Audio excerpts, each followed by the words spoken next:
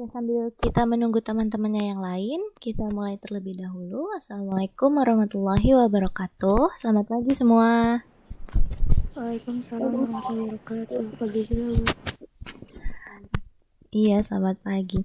Bagaimana kabarnya hari ini? Baik. Alhamdulillah baik. Alhamdulillah ya, semoga kita selalu diberi kesehatan. Oke, sebelum dimulai kelasnya, boleh dipimpin doa terlebih dahulu oleh ketua kelas. Sebelum memulai materi kali ini, ada baiknya kita berdoa menurut agama dan kepercayaan masing-masing. Berdoa mulai.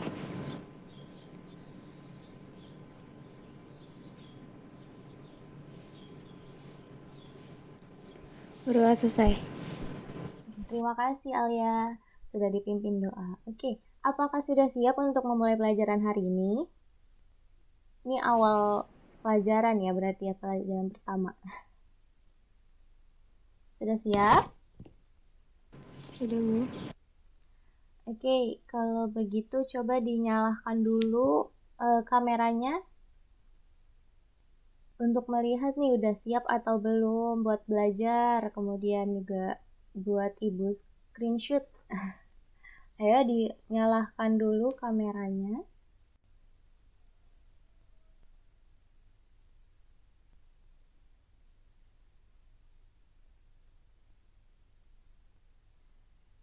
Ayo Eva, Arin, Erika, Naisila, Asya, Fadlan, Raihan, Alvina, Salsa, Evita, Fitri, Rahmat, Adi, boleh dinyalakan dulu kameranya.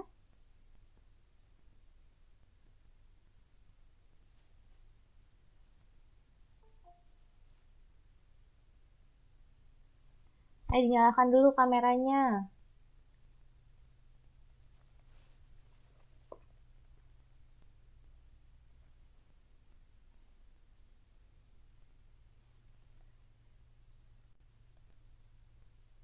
Ayo Eva, Arin, Asya, Fadlan, Raihan, Alvina, Salsa, Evita, Rahmat, Adi, dan Akbar. Ayo dinyalakan dulu.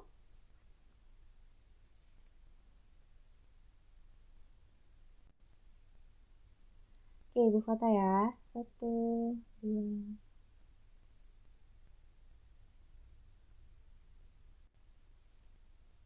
Oke, sudah. Terima kasih.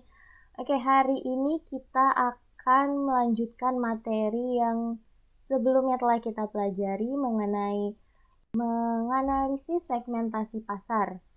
Sebelum Ibu melanjutkan, apakah ada yang ingat apa yang telah kita bahas sebelumnya di materi ini? Kita sudah bahas apa aja nih di materi segmentasi pasar? Pengertian segmentasi pasar, tujuan, dan manfaat. Iya, betul. Kita telah mempelajari mengenai pengertian dari segmentasi pasar, kemudian tujuan dan manfaat dilakukannya segmentasi pasar.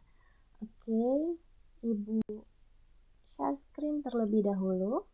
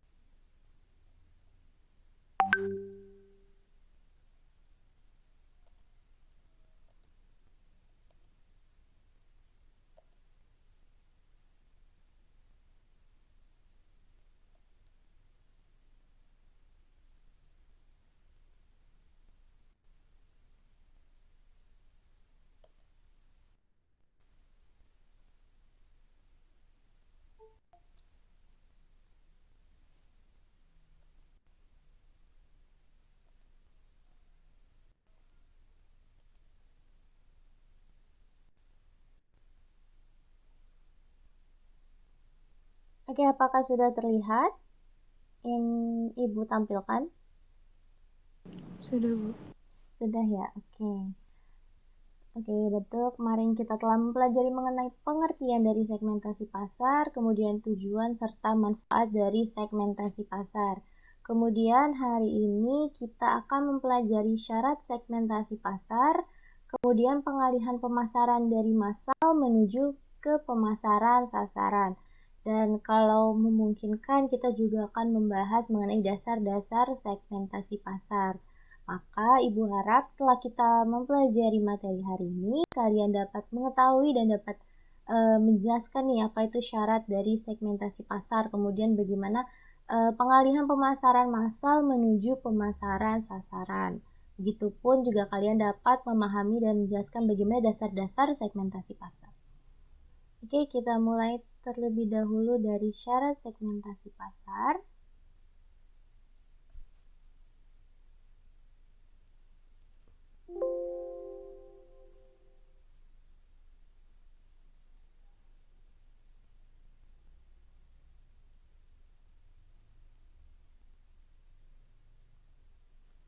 Oke, syarat segmentasi pasar. Segmentasi pasar itu syaratnya ada 5. Yang pertama itu dapat diukur, kemudian dapat dicapai, kemudian ada cakupannya, dapat dilaksanakan, dan memberikan keuntungan. Oke, yang pertama dapat diukur. Jadi, informasi mengenai sifat-sifat pembeli yang mencakup ukuran, daya beli, dan segmen yang dapat diukur. Jadi, dalam segmentasi pasar ini yang ditentukan itu bisa diukur. Pengelompokan pasarnya ini wajib dapat diukur luasnya, besarnya, kemudian daya beli dari konsumennya pada setiap segmennya itu dapat diukur. Seperti kemarin kita mencontohkan facial wash ya, sabun cuci muka.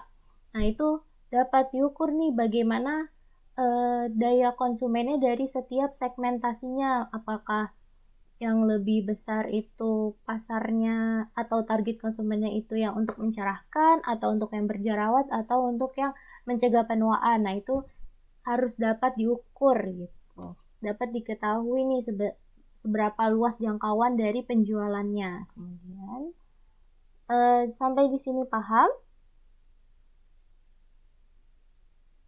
Paham. Paham ya, oke. Jadi yang pertama itu syaratnya dapat diukur. Kemudian dapat dicapai. Jadi segmen pasar wajib bisa dilaksanakan.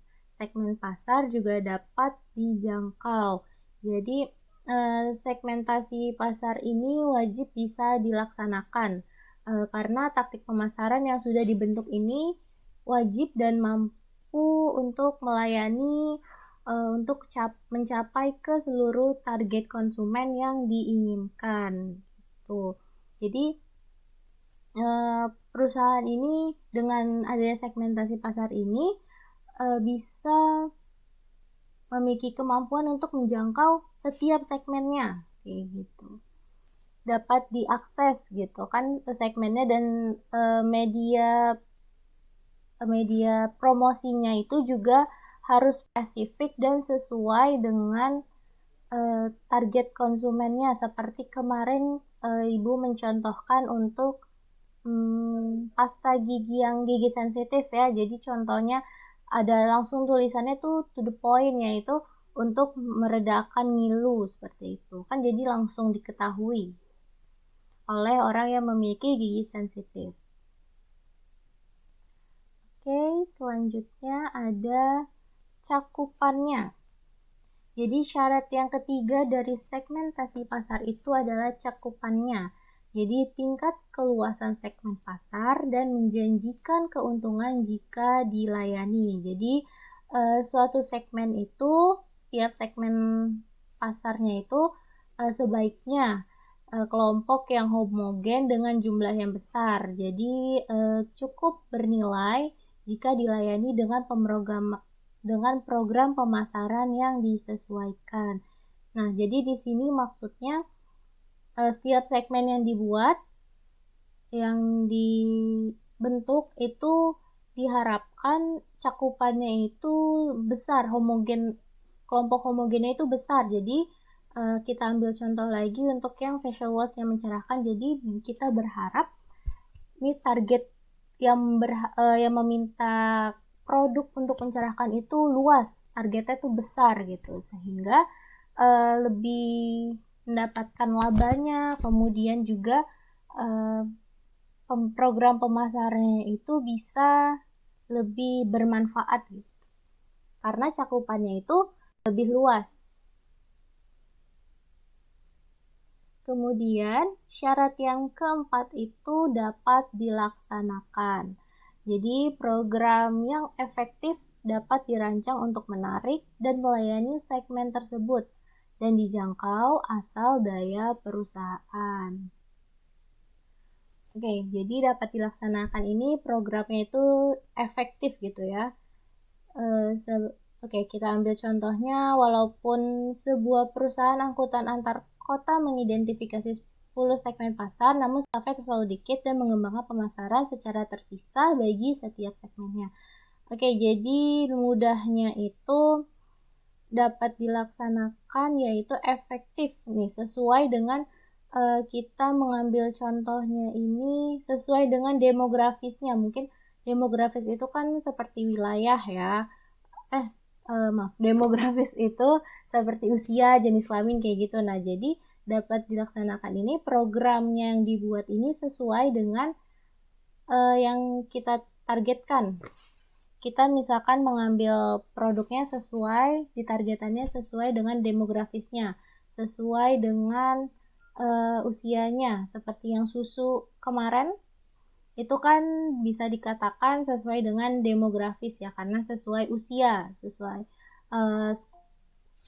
untuk susu school, kemudian susu teen itu kan untuk remaja. Nah, itu maka dapat dilaksanakan nih program pemasarannya sesuai efektif. Jadi untuk school bintang iklannya anak sekolah dasar, kemudian untuk yang high low teen itu bintang iklannya remaja gitu. Kemudian syaratnya yang kelima nih dari segmentasi pasar yang pasti itulah memberikan keuntungan. Jadi ya hanya segmen-segmen yang memberikan peluang untuk keuntungan rancangan tersebut yang bermanfaat.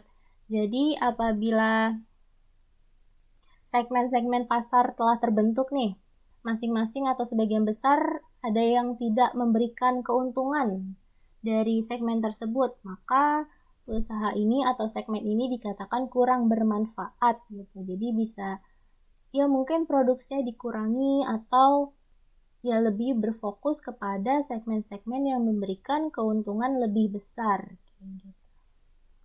Oke, sampai di sini ada yang ingin ditanyakan?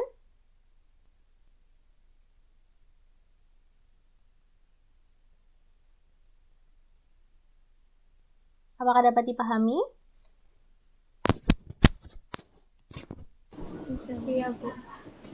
Oke, suara Ibu jelas kan ya? Jelas, Bu. Jelas ya, oke. Kalau misalkan kurang jelas atau terputus-putus bisa dikabarkan. Oke, kita lanjut ke materi berikutnya, yaitu pengalihan pemasaran massal menuju pemasaran sasaran.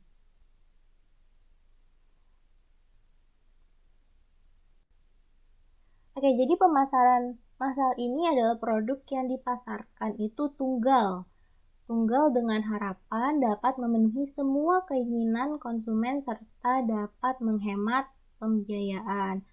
Namun, jadi ini kesadaran perusahaan ini, namun karena kesadaran perusahaan ini perusahaan itu sadar nih tidak bisa menarik semua segmen. Ini kan karena di sini pemasaran massal ini intinya satu produk itu bisa untuk semua kalangan. Kita ambil contohnya mungkin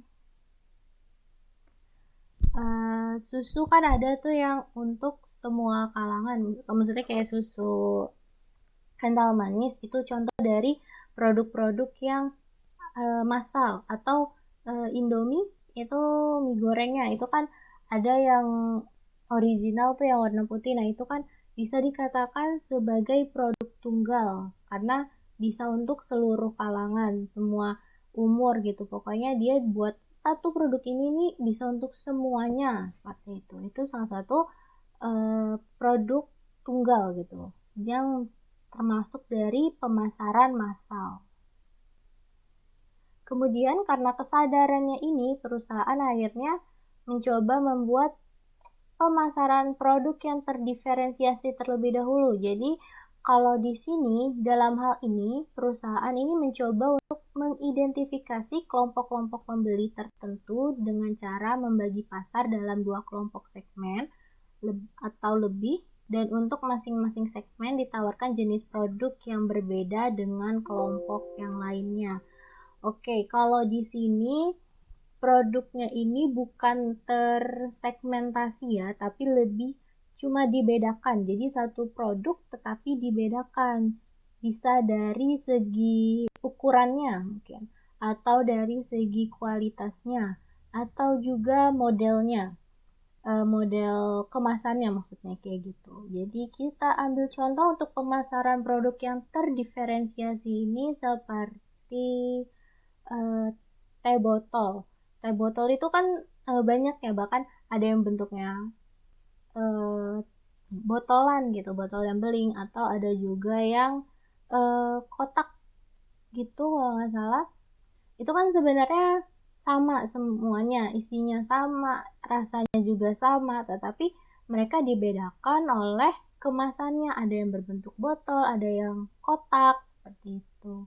Jadi eh, dikatakan itu sebenarnya bukan segmentasi, tetapi hanya membedakan, terdiferensiasi produk yang dibedakan.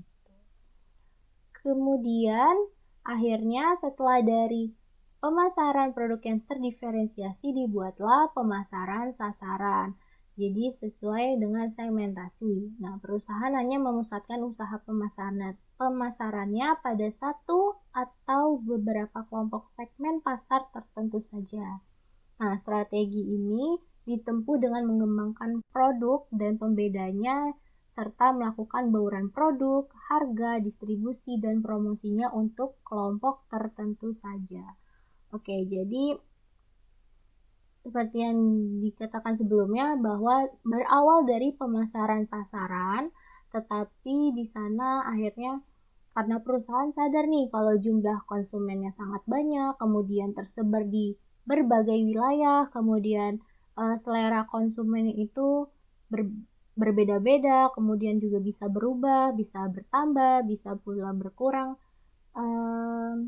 Rasa selera dari produk yang dikonsumsi ini gitu kan. Jadi perusahaan mencari posisi yang lebih menguntungkan dengan melayani konsumen dengan mengidentifikasi nih segmen-segmennya atau jadi masuk ke pemasaran sasaran. Nah, dengan begitu bisa menarik lebih bisa lebih menarik kepada konsumen secara efektif karena fokusnya hanya ke segmentasi atau ke konsumen yang membutuhkan produk tersebut. Jadi nggak secara umum gitu. Kita ambil contoh yang tadi produk dari pemasaran massal itu Indomie yang mie goreng kemasan yang putih itu kan umum ya untuk semua kalangan. Nah, tapi ada juga kan sekarang yang mungkin Indomie tuh ada macam-macamnya kayak sambar rica-rica atau rendang. Itu kan bisa dikatakan segmentasi pasar karena menargetkan konsumen yang mungkin menyukai rendang atau menyukai rasa dari sambal rica-rica dan sebagainya. Seperti itu. Jadi makanya perusahaan melakukan perubahan dari pemasaran massal ke pemasaran sasaran dengan membuat segmen-segmen. Oke, kita masih ada waktu, berarti kita bisa melanjutkan nih ke materi dasar-dasar segmentasi pasar. Oke, sebelum Ibu lanjut ke materi ke-6 ini, apakah ada yang ingin ditanyakan? Nggak ada, Bu. Yang lain bagaimana? Nggak ada, Bu. Ada ya, oke. Ibu lanjut.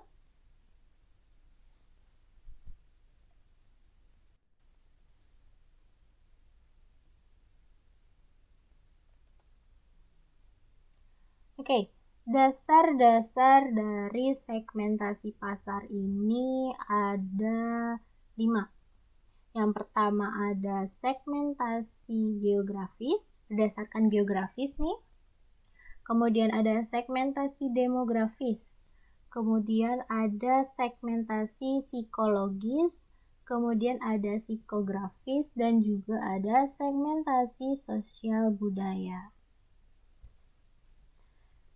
Oke, jadi dalam menyusun nih segmentasi, dalam menyusun strategi segmentasi ini langkah yang pertama nih, salah satu langkah yang pertama itu dengan memilih dasar yang paling tepat untuk membagi pasarnya. Jadi ditentukan kita mau membuat segmen ini berdasarkan apa, mungkin berdasarkan geografis, atau mungkin demografis, atau psikologi, atau mungkin dengan psikografisnya atau sesuai dengan sosial budayanya. Oke, kita mulai dari segmentasi geografis. Oke, segmentasi geografis ini, teori dalam strategi ini adalah bahwa orang yang tinggal di daerah yang sama memiliki kebutuhan dan keinginan yang serupa, dan bahwa kebutuhan dan keinginan ini berbeda dari kebutuhan dan keinginan orang-orang yang tinggal di daerah lain. Oke, kita ambil contohnya mungkin produk seperti pakaian, misalkan. Jadi kalau misalkan kita melihat segmentasi geografisnya, misalkan di daerah yang ada daerah yang panas dan ada daerah yang dingin. Nah, kita membuat segmentasinya ini sesuai dengan kondisi geografisnya, apakah tempat tersebut panas kah atau dingin kah. Jadi ditentukan nih kita membuat pakaian ini untuk dipasarkannya kalau misalkan tebal berarti segmennya ini untuk orang-orang atau untuk penjualan di daerah yang dingin karena pakaiannya tebal. Jadi target kita adalah orang-orang yang tinggal di daerah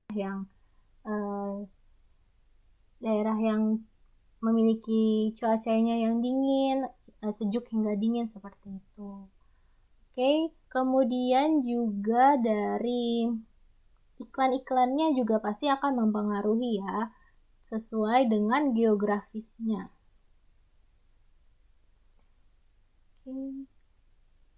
Selanjutnya ada segmentasi demografis. Nah, karakteristik demografis ini yang paling digunakan sebagai dasar untuk segmentasi pasar biasanya adalah umur dan tahap daur hidupnya, kemudian jenis kelamin dan juga pendapatan. Oke, kita ambil contoh dari umur seperti yang susu. Susu itu ada yang dari bayi, kemudian dari balita ya, kemudian juga ada susu untuk anak-anak, ada yang susu untuk anak yang seumuran SD gitu kan, kemudian ada remaja, kemudian juga ada susu untuk lansia. Nah, itu bisa dikatakan dari segmentasinya ini berdasarkan demografis yaitu umur. Kemudian dari jenis kelamin nih, ada kan sekarang ya yang sabun cuci muka khusus untuk perempuan dan juga untuk laki-laki. Mungkin perempuan lebih bervariatif, lebih bermacam-macam lagi segmennya. Tetapi ada juga yang sekarang ya untuk laki-laki. Jadi sabun wajah bukan hanya untuk perempuan, tetapi juga ada yang untuk laki-laki. Berarti di sini ditargetkannya sesuai segmentasi demografis. Jadi perusahaan ingin membuat suatu produk facial wash atau sabun cuci wajah ini untuk targetnya yaitu untuk perempuan dan ada juga untuk laki-laki. Kemudian juga ada dari pendapatan. Kita ambil contohnya yang seperti mungkin handphone ya. Itu ada yang handphone yang mahal, kemudian juga ada yang ya bisa dikatakan tidak terlalu mahal gitu. Nah, jadi bisa ditargetkan dari pendapatan nih handphone A itu menargetkan konsumen dengan pendapatan yang tinggi. Kemudian ada handphone yang lumayan lah, nggak terlalu mahal. Nah itu berarti ditargetkan untuk konsumen-konsumen yang pendapatannya menengah gitu, seperti itu. Untuk dari segmentasi demografis. Apakah ada yang ingin ditanyakan?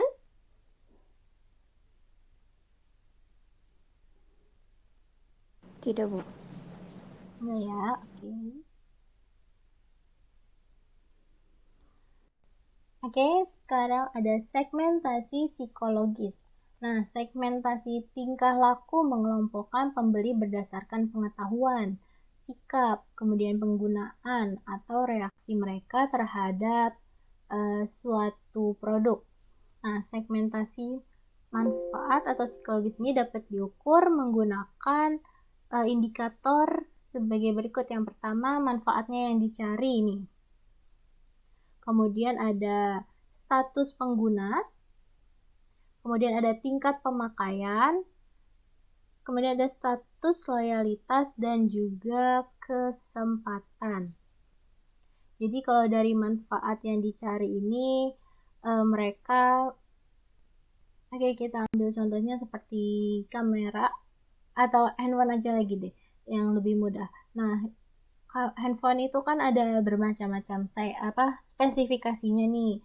Nah, berarti tergantung dengan manfaat yang dicarinya, apakah yang lebih suka kameranya atau lebih suka handphone yang memorinya gitu kan. Nah, jadi ditargetkannya juga sesuai dengan dibuat produknya ini sesuai dengan target yang diharapkan gitu. Kalau misalkan kameranya lebih besar, berarti kita mengharapkan atau kita menargetkan konsumen-konsumen yang menyukai foto kayak gitu. Kemudian ada status pengguna. Status pengguna ini lebih ke penggunanya ini apakah pengguna yang selalu menggunakan gitu, atau pengguna yang pertama kali pengguna, atau yang pengguna yang potensial, dalam artian pengguna yang ini nih bisa memberikan saran juga atau rekomendasi produk yang dia gunakan ke orang lain di sekitarnya, seperti itu. Kemudian dari status loyalitas. Loyalitas di sini berarti dia loyal nggak sih terhadap produk yang dibeli. Nah, jadi kita perhatikan juga nih saat membuat segmen, apakah target kita untuk orang-orang yang loyal terhadap produk yang kita beli. Oke, kemudian juga ada kesempatan, itu dari segmentasi psikologis.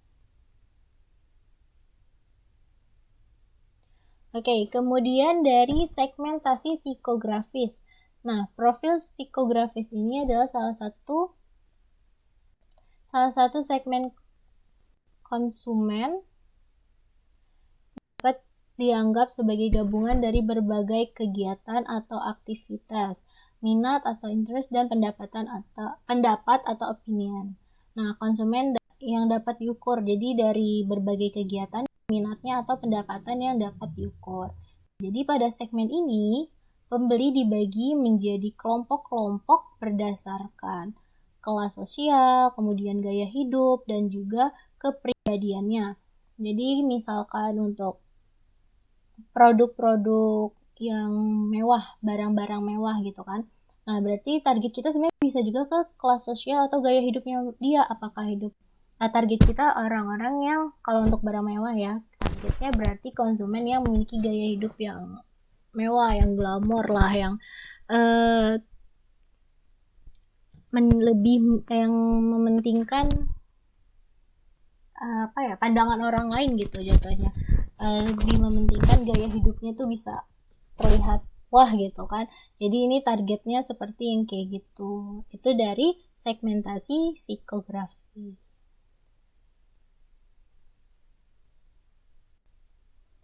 Oke, kemudian ada yang terakhir, segmentasi sosial budaya. Jadi berbagai variabel sosiologis atau kelompok dan antropologis atau budaya, yaitu variabel sosial budaya menjadi dasar-dasar lebih lanjut bagi segmentasi pasar. Oke, karena di Indonesia ini kan banyak banget ya budayanya yang berbeda-beda antar suku gitu kan. Jadi target kita pun kalau misalkan memang mau menargetkan sesuai dengan budaya, kita harus mengetahui nih bagaimana perbedaan dari setiap budayanya. Karena kan ada yang budaya antar budaya itu berbeda. Misalkan ada sesuatu yang sebenarnya dilarang untuk di kelompok atau di budaya yang A, tapi di kelompok atau budaya yang B itu yang nggak masalah. Jadi kita harus memperhatikan hal tersebut kalau misalkan target segmentasi segmentasi pasar kita ini berdasarkan dari sosial budaya. Oke, materi kita hari ini hanya sampai di sini.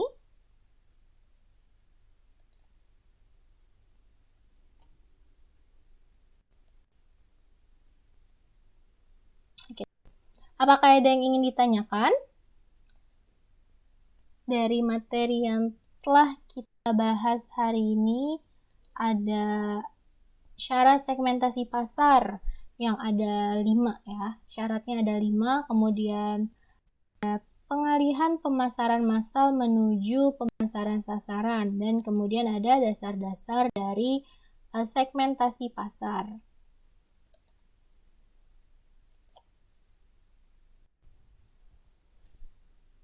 Oke, apakah ada yang ingin ditanyakan? Atau ada yang kurang paham gitu?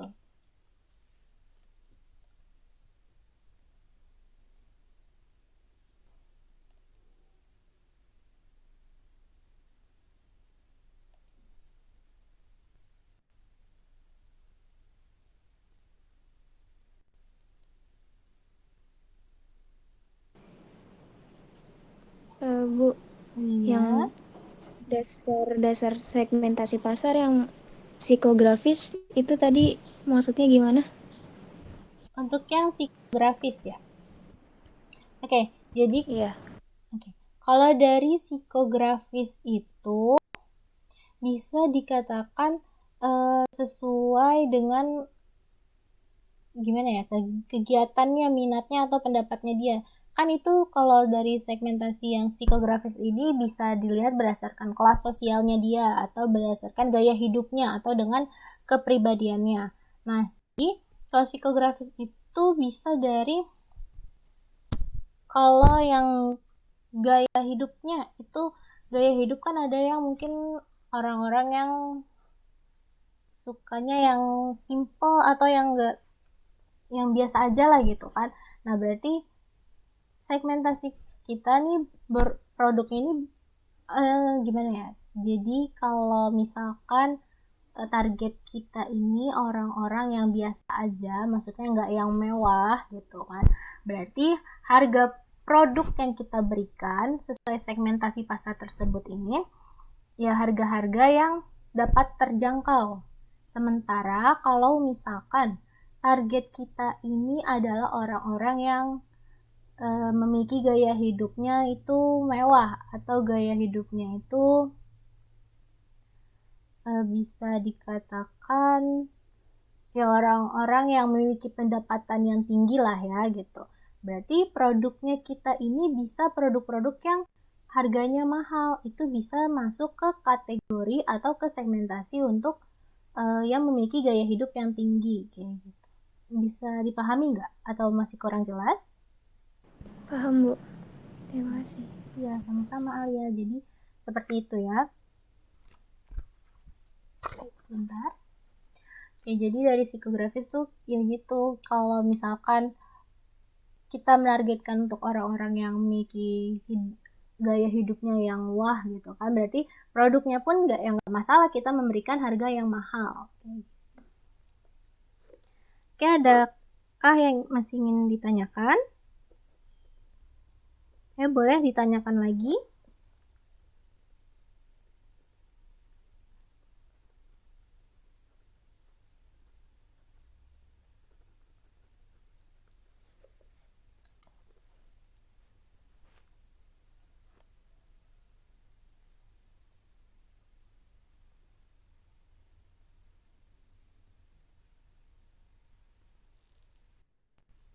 Ya, nggak ada nih yang mau tanyakan lagi. Enggak ada, Bu. Enggak ya. Oke. Kalau gitu, Ibu mau nanya deh kenapa nih perusahaan tuh mengubah pemasarannya dari yang pemasaran massal atau yang produknya ini tunggal ke pemasaran yang pemasaran sasaran atau sesuai dengan segmen. Kenapa? Ada yang bisa membantu menjawab?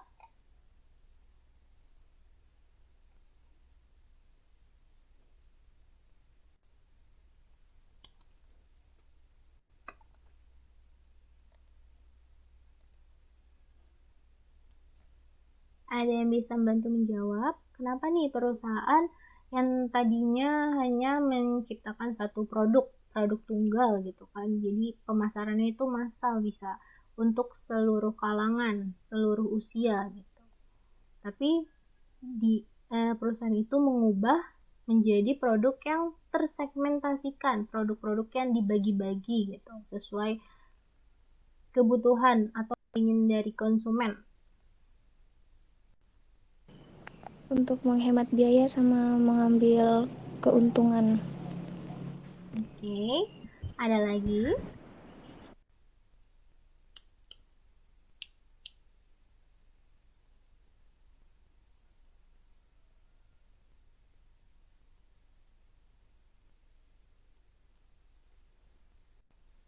Oke, yang dikatakan Alia itu benar ya untuk mendapatkan keuntungan karena yang pastinya dengan adanya segmen tersebut tuh kita targetnya itu akan sesuai dengan konsumen. Targetnya itu sesuai produk yang kita buat ini sesuai dengan apa yang diinginkan konsumen, apa yang dibutuhkan konsumen. Maka konsumen merasa, wah ini produk yang cocok nih buat saya pakai gitu. Jadi dia akan membeli gitu kan. Jadi pendapatannya pun juga akan bertambah gitu. Kemudian kalau untuk dikatakan hemat itu juga bisa, tapi untuk mungkin di awal ya, untuk di awal pensegmentasinya itu sebenarnya bisa dikatakan kurang untuk berhemat karena kan mereka membuat produk yang bermacam-macam ya. Jadi awalnya itu bisa dikatakan ya nggak hemat juga. Tapi nanti setelahnya, setelah kita tahu potensi pasar atau segmen mana yang lebih menguntungkan, itu bisa berhemat karena ya kita tahu nih mana yang lebih menguntungkan, jadi kita fokus ke segmen tersebut. Oke, ada lagi.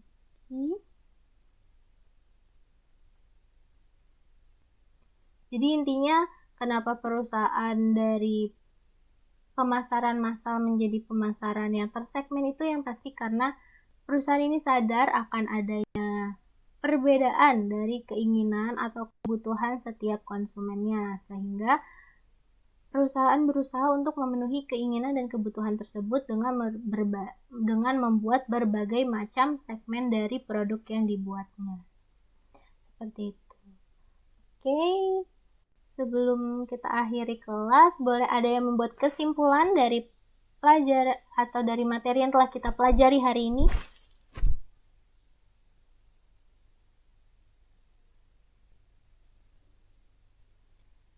Ayo. Ayo kesimpulan. Apa aja nih yang kita pelajari hari ini? Ada menyimak kan ya? Semoga pada menyimak dengan baik dan jelas juga.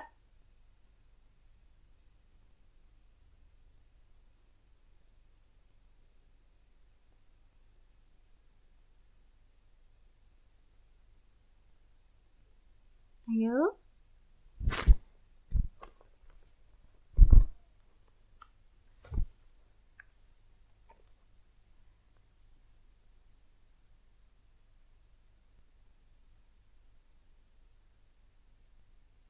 Ayo, apa kesimpulannya? Nggak ada yang bisa memberikan nih.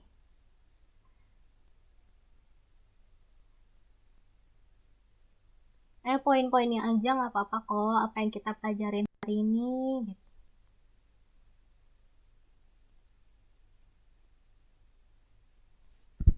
Suara Ibu jelaskan ya. Jelas, Bu. Jelas. Oke, nggak ada nih yang memberikan kesimpulan.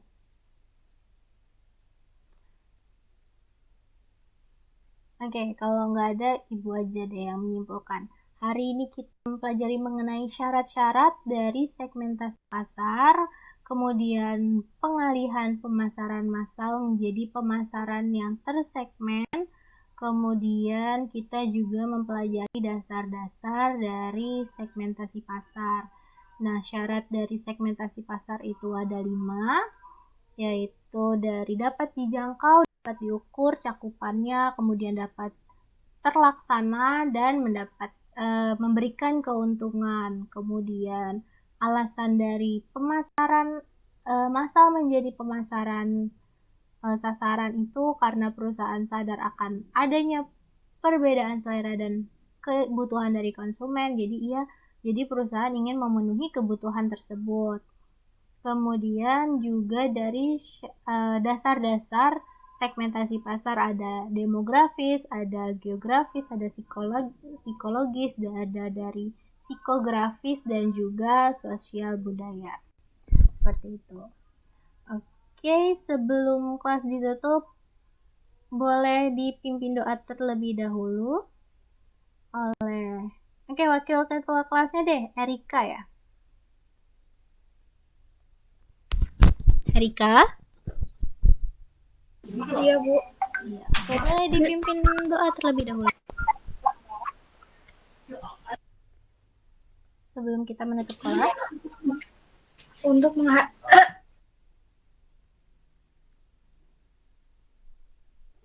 Untuk mengakhiri pembelajaran hari ini, alangkah baiknya kita berdoa sebelum mengakhiri pelajaran. Berdoa dimulai.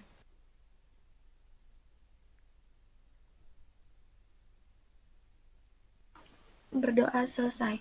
Oke, terima kasih Erika. Semoga pelajarannya masih lama, jadi semoga kalian terus semangat sampai nanti mata pelajaran terakhir ya. Oke, sebelum itu boleh dinyalakan dulu kameranya untuk Ibu screenshot kembali.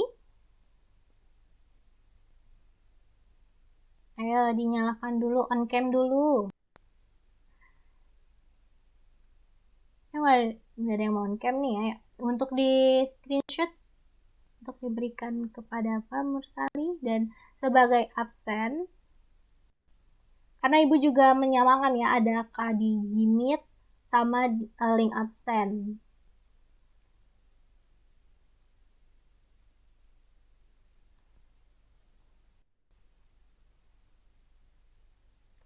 Oke, Asya, ayo. Kemudian Eva, Siti Rahmania, Salsabila, Fendi, Rahmat, Raihan, Naisila, Maulana.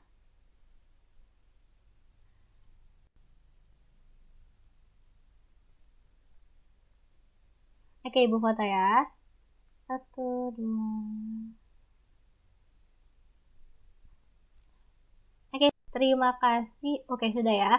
Oke, terima kasih untuk kehadirannya hari ini. Semoga materinya bermanfaat dan bisa kalian terus ingat dan kalian kembangkan kembali materinya. Lebih kurangnya mohon maaf. Wassalamualaikum warahmatullahi wabarakatuh. Waalaikumsalam warahmatullahi wabarakatuh.